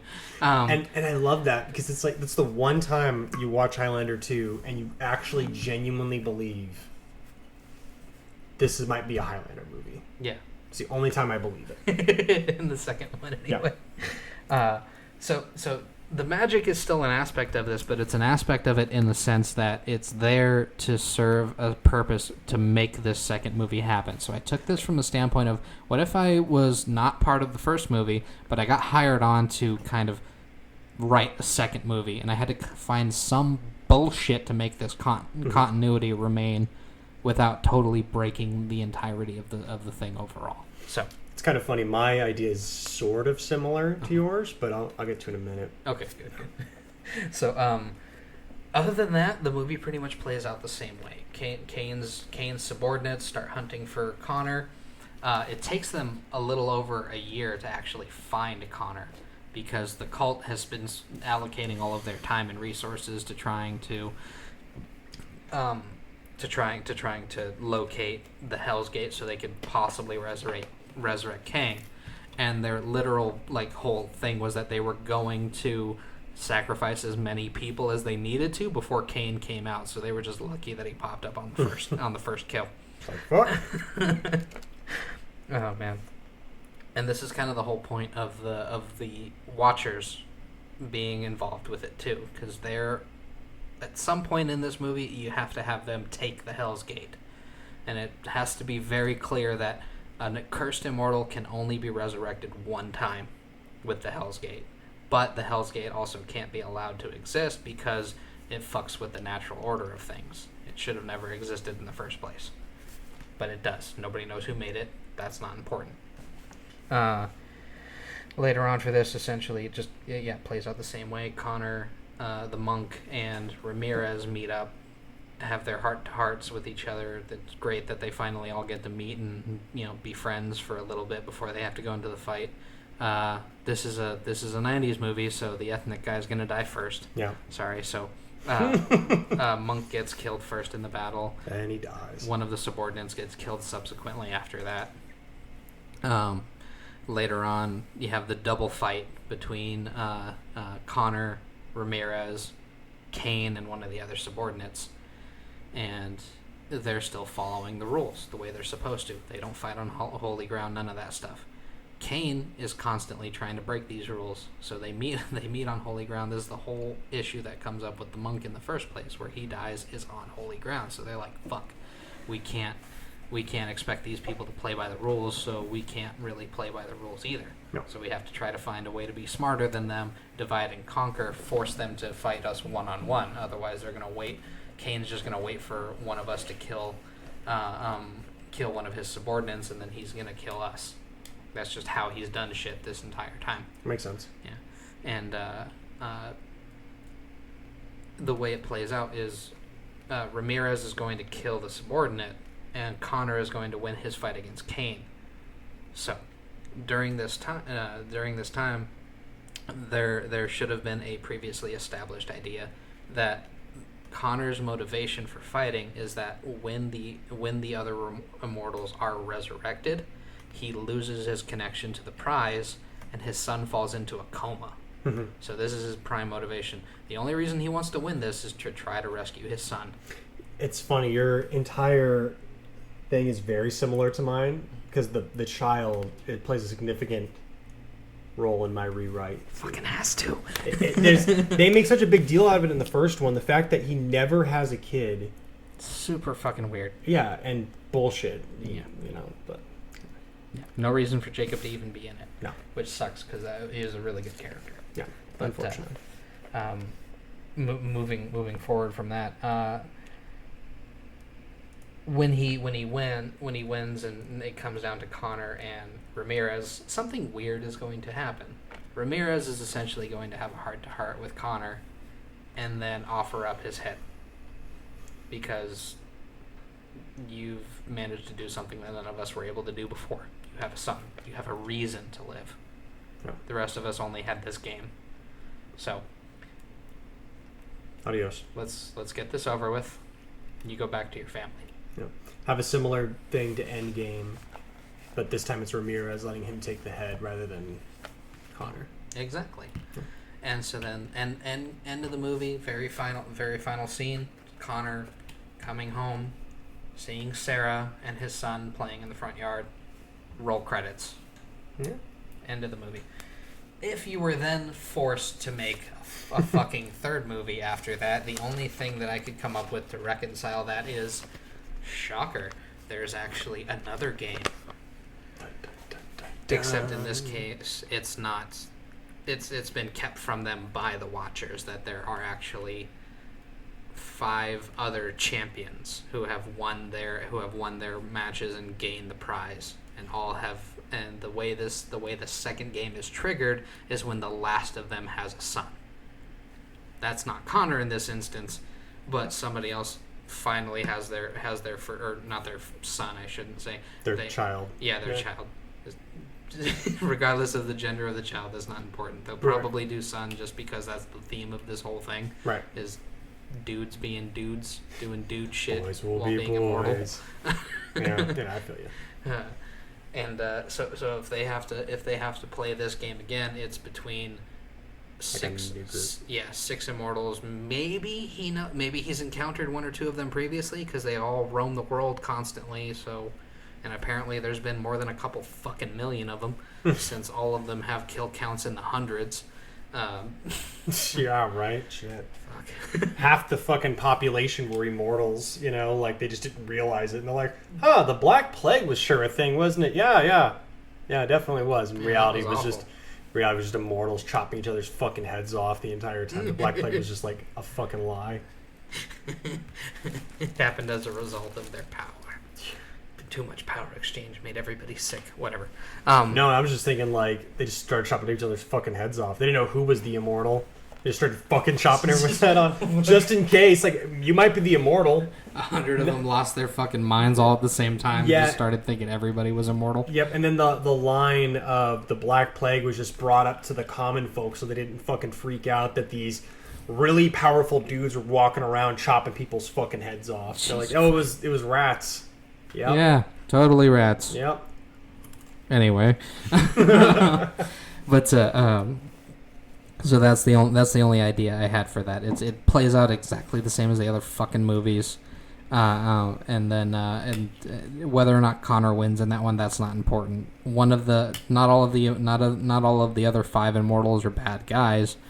They're just not really, all necessarily good guys. So you can introduce some historical figures here if you want. And essentially after that, the whole point of this is that one of them gets to be fucking Jesus or something. So I did not put a lot of effort into this third movie. No, it's okay. If it ever needed to be a trilogy, that's the only thing. I just escalated to the point where you can't fucking do any worse than this.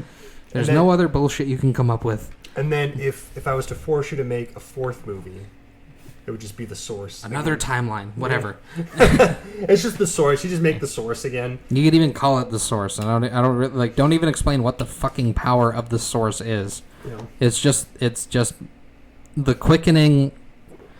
Just stronger. As like the prize to the quickening. It's just that. Okay.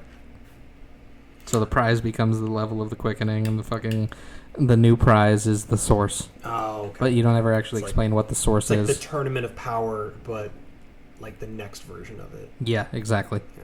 that makes sense. Okay. I think Tournament of Universes. I don't fucking know. where different versions of Connor McLeod all come together to chop each other's fucking heads off. Basically.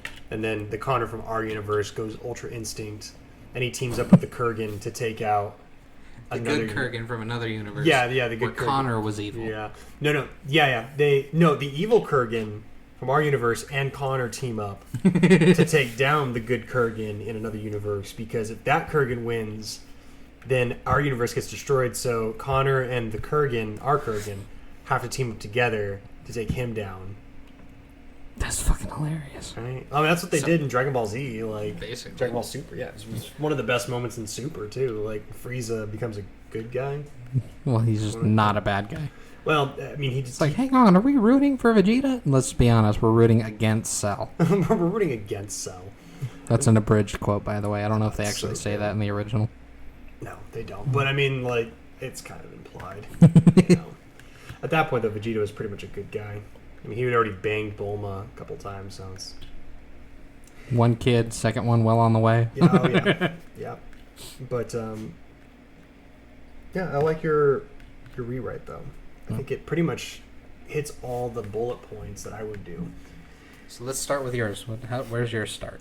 Mine starts clearly with number 2. Okay, so I can take this a couple different ways, right? I could try to make number 2 work. If that's the script you're given, you're basically pulling a Prometheus, where they want you to make an aliens movie, but you want to make an ancient aliens movie. So you try to meet in the middle there, and you do both, and everybody fucking hates it. Yeah. So I'll bite, because my idea was very similar to yours, where basically the immortals that Connor would fight in the sequel would be immortals that broke the rule and fought on holy ground. Mm-hmm. And because they gave no shit, they were basically just fucking yeeted from existence. Well, you bring in like a cult aspect or some sort of magic that could bring them back. Now, you cut to the future where Connor has a child and everything. So this cult, they find out who Connor is, and they take the child, and they're going to use the child because the child, in my opinion, would be like the source. Mm-hmm. So, gotcha. Yeah, the child born of the quickening, the nature. That's the whole point of the prize was to. So the baby, Connor's baby is basically Jesus. Yep. So what happens is they steal the baby. Connor tries to chase after him like, you fucking pieces of shit. You stole my baby. Well, that I would leave up to the director to decide. But basically, they would sacrifice the baby. I will say sacrifice with air quotes because, you know, they don't need to kill it necessarily, but... They just need his blood. Maybe. They basically take it so the baby gets yeeted from existence. As long as they don't take that from the standpoint of, like, you know, you need his head... Well, I thought about that. They chop the baby's head off. Oh, fuck. Well, again, this is why I'm putting quotes up. So, yeah, this is why I'm putting quotes up. If you don't want him to chop the baby's head off, then he doesn't. But they find a way. They basically kill the child, or they yeet the child from existence, similar to the other immortals that they fought on Holy Ground. So when that happens, the entire game gets like thrown on its head, because now it brings back all these immortals, and you can even have Kane as like the main one.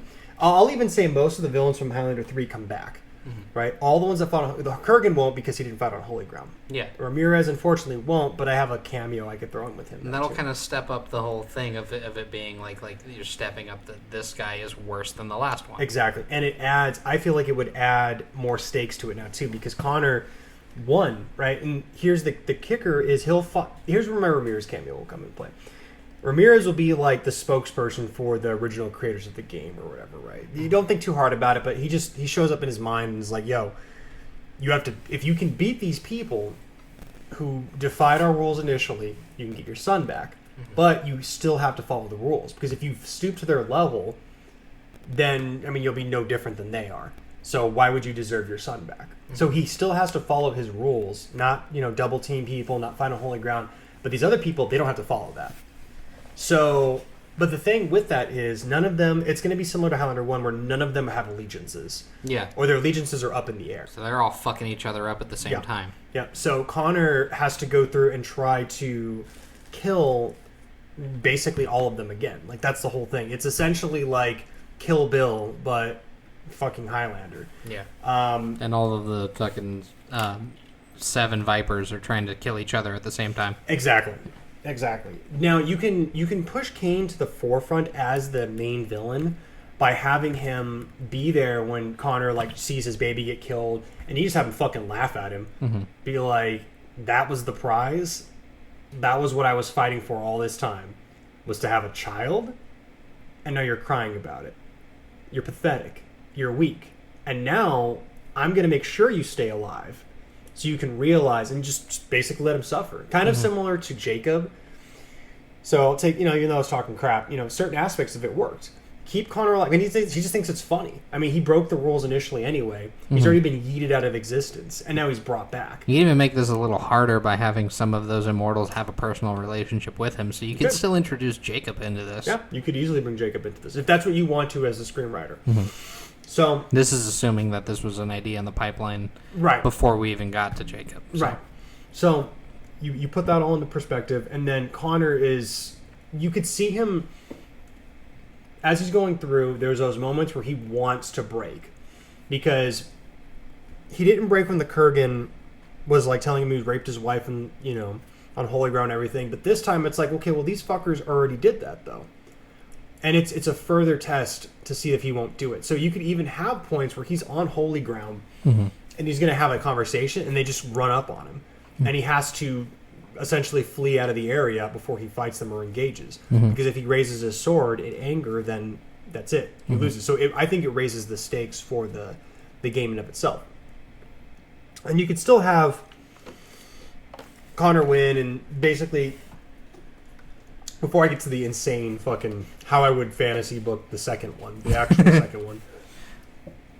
Long story short, very similar plot line to what you had. I would almost beat for beat the same thing. I would just tweak a couple things. And then you've got, he beats Kane at the end, obviously, and he gets his son back. He goes back to the Highlands and lives happily ever after with his fucking wife and shit. And the only real difference between these two is like the start point and how the new immortals or the undead immortals come back. Yep. Literally, I have blood sacrifice with a baby. You're a lot nicer than I am. So. Well, mine's 5 fucking random people. Yeah. And anytime you sacrifice somebody around this fucking gate, it just goes, all right, 2 more. Get him in here. I figured over time there would have probably been enough people that would have broken the don't fight on holy ground rule. And I always thought that was something they never really, okay, aside from Endgame, but it was a stupid reason. Well, was it like... It was just a rule of courtesy. Yeah, just to give you all a chance. I figured if we're going to do a sequel, we might as well give them a consequence. Just like not double teaming. Yeah. There's no real consequence for them waiting for 2 mortals to fight, waiting for one of them to win, for him to be absorbed with the power and stuff like that, and then just immediately... Yeah, you could. I mean, really the only thing that stopped him was courtesy. Yeah. So... And that reminds me, that was one of the only things that, a final boss kind of thing. I liked the idea, and it always kind of concerned me how none of them thought to do something similar to the Guardian. How at the beginning of the movie he had a helmet that was specifically designed to protect his neck. Yeah, dumbasses. Yeah. And that it just melted into his body because he killed enough people. Yeah, he was just like, I don't need this anymore. It's like, what? What? Yeah, you do. You've demonstrated that you can, in fact, die. Yeah, you would have lost, asshole, but... Yeah. If you weren't super fucking fast. You could even add something like that in there. Like, Kane literally gives so little shit about the rules that he puts one on. Puts a fucking collar on, yeah. And he just walks around holy ground fucking killing people. And that could be even the scene that brings him back to really establish he doesn't fucking care. Connor could be in holy ground with him. And Kane just walked, and there's other immortals that just came back to life, and he just walks around and fucking decapitates all of them. And he leaves Connor alive. Because he knows Connor won originally. So there could be... He could think it's funny that that's all he fought for was a child, and that's stupid to him. Or... And he wants him to suffer until he knows for certain there's no other immortals. Yeah. And just keep doing it. You could also be a little hint of jealousy, too. Everything is not just one dimension. There's multiple dynamics. A little bit of jealousy. You're the bitch that won? Yeah. Not me. Yeah. Fuck this guy. I'm going to put a fucking chainmail thing around my fucking throat, and I'm going to go around and chop everyone's fucking neck off. It could have been funny to establish that the Kurgan was the one that killed him. Yeah. And just be like, the man who killed me lost to you. Really? No. Oh boy. Even the dog agrees. Yep. And that would actually could tie the Kurgan in for a cameo too. If we wanted to bring the Kurgan back, we could say that the dude flashback to killing that guy, or we could just bring him back all together. We could say, or either the Kurgan or Ramirez, because the Kurgan, and that I could actually show that this guy's worse than the Kurgan, because the Kurgan refused. I mean, he raped and killed a lot of people, right? Yeah, terrible fucking monster. But even he followed the rules. Yeah, even he would follow the rules. So we could flash back to Kurgan, and the Kurgan's watching him as he's killing people on holy ground. Not to make that sound like it was like freaking excusing any of this. No, shit. not at all. Yeah. But if we're gonna try to make this guy a worse villain than that's the part of the problem is they never put anyone over as a villain that was really worse than the Kurgan, because the Kurgan was top shelf asshole. I mean, I'm being under dramatic, I believe, when I'm talking about him, but didn't value other people's life, didn't value other No. people's anything. Yeah. Actually, I think a favorite little intimidation thing is when the guy is just like, "How'd you like candy? She said you were a little kinky." He goes, "Don't ever speak to me." Yeah. And then the guy goes, starts talking again. He picks him up. Don't ever speak to me again. Yep. He gives so little about human life. He looks at them as fucking ants. He believes he's a god. And that's why I feel like if you make the Kurgan as the one that killed him, after this guy had already broken the rules multiple times, it shows that this guy's worse. Yeah. Even the Kurgan wanted to fucking kill him to stop him. Well, I mean, not necessarily to stop him. He probably saw him as more of a challenge, but even the Kurgan wouldn't kill on holy ground. Well, even so far as to like have them, because their entire training is to take heads. Yeah. So that's a pretty effective way to go. How do you take somebody's head when they have a fucking safety net on? Yeah. And so you'd have to have a conversation.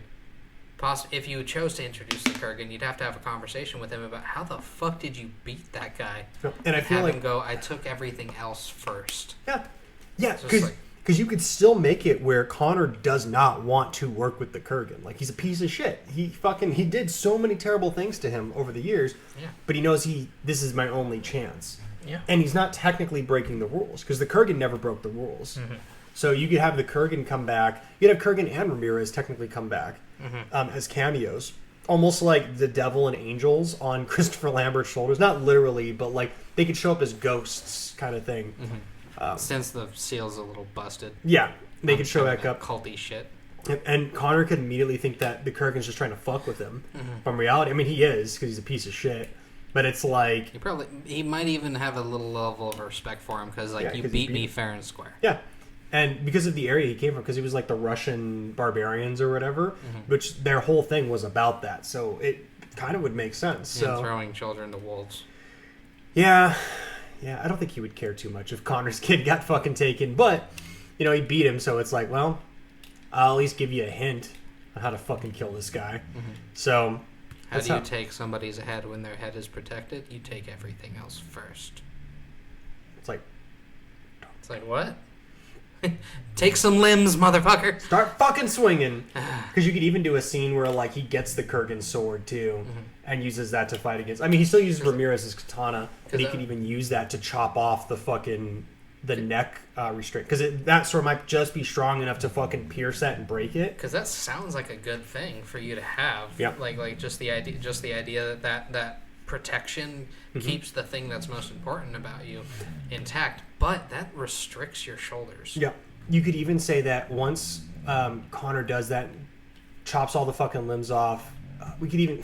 we could have him grow back, I guess, if we really fucking wanted to. It won't be as dumb as, the quickening, but... We could even say he tried to chop the limbs, but they were too slow. So, out of desperation, you find out that the Kurgan was just fucking with him, too, a little bit. That the reason he beat him was he took his big fucking sword. The reason why he had a big fucking sword was when he needed to break the fucking thing. Yeah. So when he does that, he breaks the fucking restraint. It just falls the fuck off as soon as the lock snaps. Yeah, shatters the Kurgan sword, so now the Kurgan sword's gone. And then that will bring Ramirez's katana back into it, and then they can fight legitimately, and he gets his kid and runs away, and he's so happy. So, a lot of possibilities. Yeah, there's a lot. You could do a lot with a sequel. It's just they chose the exact worst route for every fucking sequel, but, I'm sure there's a YouTube video as to why that is. I'm sure there is. Yeah, there's each movie's got their own behind the scenes bullshit. Yeah, and I'm sure each movie's got its own merits. In certain aspects that are good or interesting ideas. Mm-hmm. It's just the execution was just bad, unfortunately. To put it mildly. Now, if I was to fantasy book Highlander 2, here's how I would do it. Ancient aliens is the key word there. Fuck. So what we would do is we would send these fuckers back, and we would go straight up Prometheus style. The Immortals are a completely different species still. We'll keep the different species shit. They came fucking thousands of years ago, landed, blah, blah, blah, and they splooged into the fucking river. Yeah. And then there's a gene that gets carried amongst the humans. Yep. And when those genes cross, an immortal baby is born. But occasionally they pop up. Yeah. Yep. Now, what ends up happening is that there were survivors from the other planet that technically exists too. Mm-hmm. And you could even argue, like, they're not trying to go back or anything like that, because that would be fucking stupid. You could put it mildly. Yeah, you could just say that, okay, that they were fighting on the planet for like hundreds and thousands of years, and it just took the aliens a long fucking time to get there. It's stupid, but it makes more sense, right? And then they're like, or you could even say that it was a mistake, an accident, and whoever's coming down to kill them is trying to cover up their bullshit. Yeah. So the prize would be after you've killed all the Immortals, because maybe for some reason their electromagnetic pulses prevent them from having kids or some shit like that. But because they splooged into the water and that's what created them, that's why they're in tune with nature and some shit. Once all the Immortals are dead, then it gives them the ability to have children, because there's nothing else in the area that's like it. It's like magnets. Once they're away, the attraction's gone, and they can fucking do their own thing. Yeah. Magnets, how do they work? Fucking ICP shit.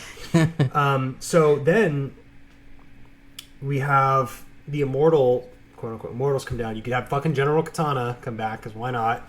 Have him and the glider guys come back down, and they're not coming back down to kill him because there was a fucking... Apparently they still look like humans, even though they're another species from a different planet. Yeah, and Katana could mean, like, death god on their alien planet. And they could speak English, too, because why the fuck not? Yeah. They come back down, and... The movie's falling apart at the seams. It is, but honestly, so far it's better than the fucking Quickening. That's true. Or Highlander 2. And then you bring Ramirez back, and you can literally keep the same reason. So you bring the aliens down, they show back up, and Connor's like, who the fuck are you guys? We're from the same species. What the fuck? Like, they basically, it's just Dragon Ball Z. You're a Saiyan. Yeah, yeah. And on top of that expositional onslaught, I am your brother. Yeah, like, literally, it's just Dragon Ball Z. Yeah. And then, when he comes down, it causes a chain reaction that brings Ramirez back. And him and Ramirez have to team up. Or, you know what, fuck it. We just desperately want Sean Connery in the second movie, no matter which way it happens. Yeah, because he was already in the second one and it was stupid, but this one at least... Okay, the one good scene from that movie is when they take the Immortals, like, it's Sean Connery and Connor, and they ram in front of, like, the big shield barrier that's protecting the fucking shield for the planet or whatever. They basically, like, okay, well, how do we get inside? They take a car and they just ram... Because there's so much security, they just ram through the front door, and they get pumped full of fucking, like... every single gun imaginable. They get shot the fuck up. But because they're immortal, they can't die. So they get through fine. That scene was pretty smart. I did like that. But... I just like that idea in general. Yeah, it's smart. Like, even when they pulled that kind of stuff later on, when Duncan and Connor were talking about a duel that he had where he was shit-faced. And the guy kept killing him. Yeah. And he kept getting up. It was just like... Like, whatever. You know what? I'm sorry I called your wife a fat, scaly whore. And then he turns around and shoots the other guy. Yeah. I think that was funny. Because or stabbed him. No, he shot him. Did he shot him? Okay. Yeah, he shot him. I don't know why. I think it was just because he was being a little too much. Probably, yeah. So he's like, no, you shoot him. And then he goes like, well, fucking shoot you. Because he's frustrated because he just tried to kill a guy for the last 3 hours. It didn't work. I love that. So, the way I would end Highlander 2, though... Fuck it, bring the Kurgan back again, too. We'll have Kurgan, Sean Connery, and Connor McLeod team up to fight General Katana and the two fucking glider dudes. Because, yes. Why not? And maybe put Kane in there, too, for good measure. Why the fuck not? And you have the Kurgan die. Kane's not one of the glider dudes, but he's like the second in command to Katana. You find out that Kurgan's lineage or whatever is from like a really lame version of the Splooge, the alien Splooge, and then he fucking dies, and then So he's Goku. The Kurgan is Goku. no. He would be Just a normal Saiyan warrior. He'd be like Piccolo before Piccolo became a good guy. Oh, that's fair. Yeah, and then Ramirez would be like, I want to say Krillin, but it's really not. Nope, he's Mr. Popo. Yeah, Popo knows. Popo always knows. Isn't that right, Little Gray? Or Little Green. I always call my dog Little Gray because his name's Grayson. And anyway, so Big gray threads. That's going to be your clothing line. big green threads. Yeah. Yeah. Except yours is big gray. Big gray threads. Oh, I love it. So yeah, and it ultimately Connor would win. Blah blah blah. Maybe he'd already have a kid as well, and the reason because even at that point Connor wouldn't have much reason to fight these assholes aside from they're just being dickheads to me. Yeah. So maybe they kidnap his kid, and he's like, Sure. okay, fuckers. Well, now I'm gonna come after you. Mm-hmm.